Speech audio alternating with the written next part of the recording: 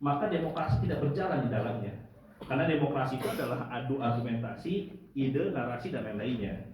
Nah, dalam Indonesia hari ini, saya melihat bahwa kita ini seperti hanya ruang kelas yang dimana yang hanya punya ide hanya satu orang saja. Sehingga apakah demokrasi ini adalah cukup tepat dengan kultur sosial budaya Indonesia, dengan cita-cita yang diinginkan atau tidak?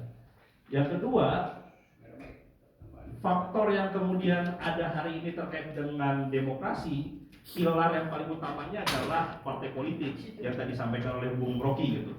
Mau tidak mau bahwa partai politik adalah instrumen demokrasi yang paling vital gitu. Dan itu tidak bisa kemudian dihindari, semuanya diawali dengan partai politik.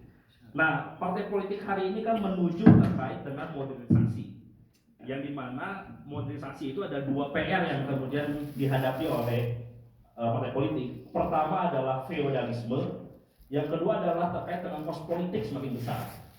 Nah, ini kan semuanya akarnya terkait dengan kos politik, di mana Indonesia dalam sistem demokrasinya itu terlalu tanggung untuk kemudian menentukan presidensial, yang itu multipartai. Nah, menurut dari Bung Rocky sendiri seperti apa seharusnya dalam hal terkait dengan partai politik yang ideal?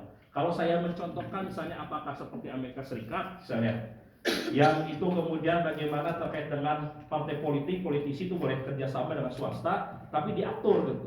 Aset-asetnya itu kemudian diambil oleh negara. Atau seperti halnya Jerman, kita ini sebagai politisi muda ingin hanya membawa ide dan pikiran saja gitu. Tapi realitas terkait dengan elektoral yang ada di bawah, kita belum siap dalam hal terkait dengan ide narasi tersebut gitu. Yang tadi saya sampaikan gitu, bahwa demokrasi kita hari ini adalah agak setengah-setengah gitu. Nah, ini yang menjadi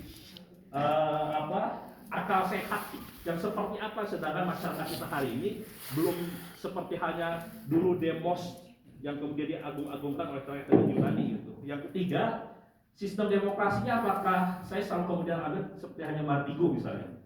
Apakah misalnya dengan membedakan sekarang kita semuanya antara yang pintar, yang S1, S2, S3 satu suara. Apakah misalnya demokrasi hari ini perlu kemudian dikonstruk ulang dengan misalnya adalah yang dia bayar pajak S3 dapat 3 suara, kemudian yang pendidikannya misalnya SD dapat suara tidak bayar pajak dan lain-lainnya gitu. Jadi saya ingin coba melihat terkait dengan dari Bung Rocky sendiri, fantasi apa yang kemudian ingin ditawarkan oleh Bung Rocky terkait dengan demokrasi Indonesia hari ini gitu. Itu Bung. Kan saya mau boykot